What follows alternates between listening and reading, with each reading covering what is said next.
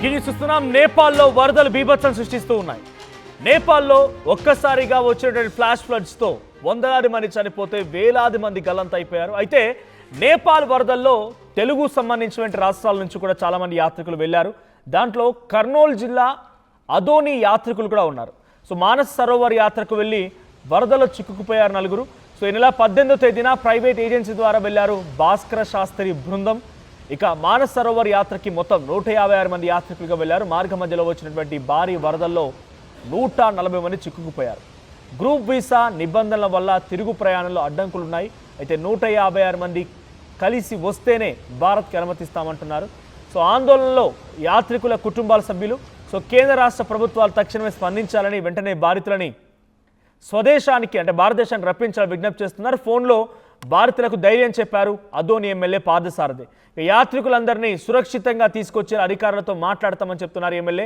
కొన్ని టెక్నికల్ అంటే వాళ్ళు చిక్కుకుపోయారు, బట్ తిరిగి మళ్ళీ ఇండియాకి రావడానికి కొన్ని టెక్నికల్ పరమైనటువంటి అంశాలు కొంత అడ్డంకులుగా ఉండడంతో ఈ సమస్యని కేంద్ర రాష్ట్ర ప్రభుత్వాల దృష్టికి తీసుకువెళ్లే విధంగా అదోని ఎమ్మెల్యే పార్థసారథి రెడ్డి వారికి వీళ్ళంతా వెళ్ళారు. పార్థసారథి కలిశారు, ఈ కుటుంబ సభ్యులతో కలిశారు, వారితో ధైర్యం చెప్పారు, ఫోన్లో కూడా మాట్లాడారు. దీనికి సంబంధించి మరిన్ని అప్డేట్స్ ప్రతినిధి హుసేన్ అందిస్తారు. హుసేన్, ఏం జరిగింది? తెలుగు వాళ్ళు ఎంతమంది ఉన్నారు అక్కడ? వాళ్ళ పరిస్థితి ఎలా ఉంది? వాళ్ళు ఆల్రెడీ ఫోన్లో సంభాషిస్తున్నారన్నప్పుడు వాళ్ళు సేఫ్గా ఉన్నారా? వాళ్ళ అప్డేట్స్ ఏంటి? మనోజ్, నేపాల్ వరదలు అతలాకుతలం చేస్తా ఉన్నాయి నేపాల్ని. అయితే మానస సరోవర్ యాత్రకు వెళ్ళినటువంటి ఆదోని యాత్రికులు సేఫ్ గా ఉన్నట్టు ప్రధానంగా మనకు తెలిసింది. ఈ నెల 10వ తేదీన ఆదోని నుంచి భాస్కర్ శాస్త్రి భార్య శారదతో పాటు కుమారుడు రఘునాథ్ శాస్త్రి, కోడలు హన్సిగా యాత్రకు వెళ్లారు. వీరంతా ప్రస్తుతం టిబెట్ లో ఉన్నట్టు మనకు ప్రధానంగా తెలిసింది. సో వీళ్ళు సురక్షితంగా అక్కడికి చేరుకున్నారు. అయితే ఈ విషయం తెలుసుకున్నటువంటి స్థానిక ఎమ్మెల్యే అక్కడ తెలుగు యాత్రికులు చిక్కుకున్నారు, నేపాల్ వరదల్లో ఇరుక్కుపోయారనేటువంటి అంశం తెలిసిన తర్వాత తక్షణమే ఆ కుటుంబ సభ్యులతో కాంటాక్ట్ అయ్యి వాళ్ళ నెంబర్ తీసుకుని ఫోన్ లో మాట్లాడారు. వాళ్ళ పరిస్థితి ఎలా ఉంది, అక్కడ ఉన్నటువంటి సిచ్యుయేషన్ ఉంది, మీరు ఎదుర్కొంటున్నటువంటి సమస్యలు ఏదైనా ఉంటే మాత్రం అక్కడ కాంటాక్ట్ నెంబర్స్, లేదంటే నేను ఏదైనా అధికారులతో మాట్లాడాలి అంటే మాత్రం కొన్ని కాంటాక్ట్ నెంబర్స్ ఇవ్వండి, నేను ఇక్కడ నా ప్రయత్నం తప్పనిసరిగా చేస్తాను, రాష్ట్ర ప్రభుత్వంతోనూ అటు కేంద్ర ప్రభుత్వంతోనూ డిస్కషన్ వాళ్ళ దృష్టికి తీసుకెళ్లి త్వరగా క్షేమంగా వచ్చేలాగా చర్య తీసుకుంటానని చెప్పేసి భరోసా ఇవ్వడం జరిగింది. అయితే వీళ్ళంతా కూడా మనకు ప్రధానంగా చూసుకున్నట్టయితే బెంగళూరు నుంచి సుభాష్ వైద్య స్వామీజీ ద్వారా యాత్రకు వెళ్లారు. ఇందులో 153 మంది ఉన్నారనేసి మనకు తెలిసినటువంటి అంశం. నేపాల్ నుంచి మూన్ హిమాలయ అనేటువంటి ట్రావెల్ ద్వారా కైలాస యాత్రకు వెళ్లారు వీళ్ళంతా. అయితే కాఠ్మండు నేపాల్ మధ్య రహదారి మార్గం అంతా కూడా కొనసాగుతుంది. అయితే 25వ తేదీన మానస సరోవర్ యాత్రకు ముగించుకున్నారు. ఆ తర్వాత అక్కడ నుంచి ఒక కొండ చుట్టూ తిరగడం వెళ్లేందుకు సిద్ధమయ్యారు. అయితే 16 మందికి సంబంధించినటువంటి అస్వస్థకు లోను కావడం, గుర్రాలు ఎక్కేందుకు ఇబ్బంది పడడంతో అక్కడ ఆగిపోయారు. అయితే మిగిలిన వారంతా యాత్రకు వెళ్లారు. అయితే వారంతా 28వ తేదీ మధ్యాహ్నం ముగించుకొని తిరుగు ప్రయాణం కావాల్సింది. అయితే ప్రస్తుతం డార్సింగ్ ప్రాంతంలో వీళ్ళంతా సురక్షితంగా ఉన్నట్టు మనకు ప్రధానంగా తెలుస్తుంది. సెప్టెంబర్ 1న కాఠ్మండు నుంచి హైదరాబాద్ కు ఫ్లైట్ టికెట్ బుక్ చేసుకున్నారు. నేపాల్ వరదలు వచ్చి తాము ప్రయాణించేటువంటి మార్గాలన్నీ కొట్టుకుపోవడంతో వీరంతా అక్కడ కొండ ప్రాంతంలో చిక్కుకున్నటువంటి పరిస్థితి ఉంది. అయితే వీరంతా సురక్షితంగా ఉన్నారనడంతో కుటుంబ సభ్యులంతా కూడా ఊపిరి పీల్చుకున్నటువంటి సిచ్యువేషన్ అయితే ఉంది. ఎందుకంటే యాత్ర మానస సరోవరం అనేటువంటి అతి సుందరమైనటువంటి ప్రాంతం, తప్పనిసరిగా చూడాల్సినటువంటి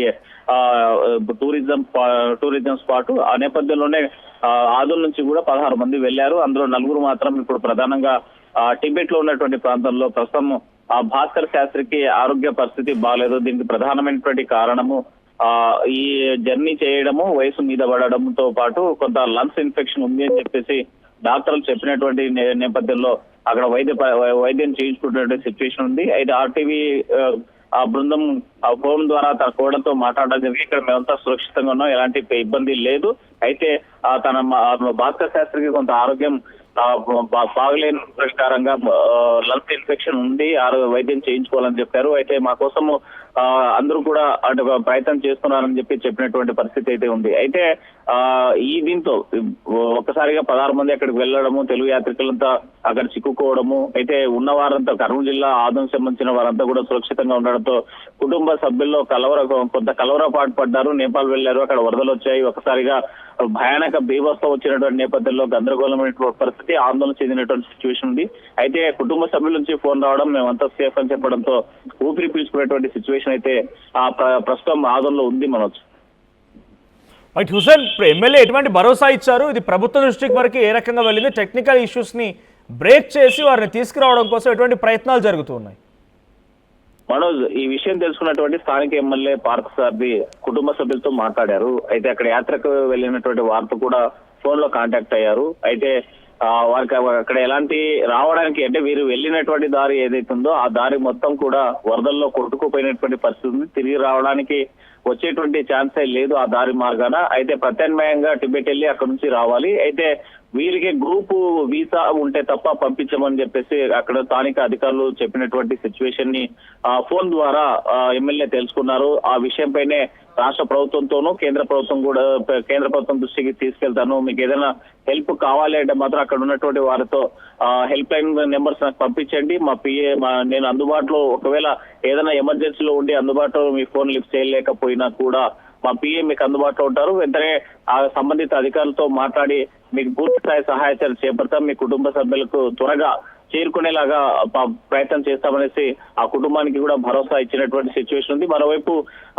కేంద్ర ప్రభుత్వం రాష్ట్ర ప్రభుత్వం కూడా దీని మీద యాక్షన్ తీసుకున్నట్టు తెలుస్తుంది, రంగంలో దిగినట్టు మనకు ప్రధానంగా తెలుస్తుంది. అక్కడ ఉన్నటువంటి అధికారులతో, టిబెట్ అధికారులతోనూ తెలుగు వారు ఎక్కడెక్కడైతే చిక్కుకున్న వారు 153 మంది యాత్రకు వెళ్లారో వారందరూ కూడా తీసుకొచ్చేందుకు ప్రయత్నం చేస్తున్నట్టు మనకు తెలుస్తోంది. Manoj right, thank you Hussain. So మొత్తంగా కర్నూలుకు సంబంధించినటువంటి అదోని ప్రాంతంలో నుంచి కొంతమంది యాత్రికులుగా నేపాల్ వెళ్ళి అక్కడ చిక్కుకుపోయారు. మానస్ సరోవర్ యాత్రకు వెళ్ళి అక్కడ చిక్కుకుపోయారు.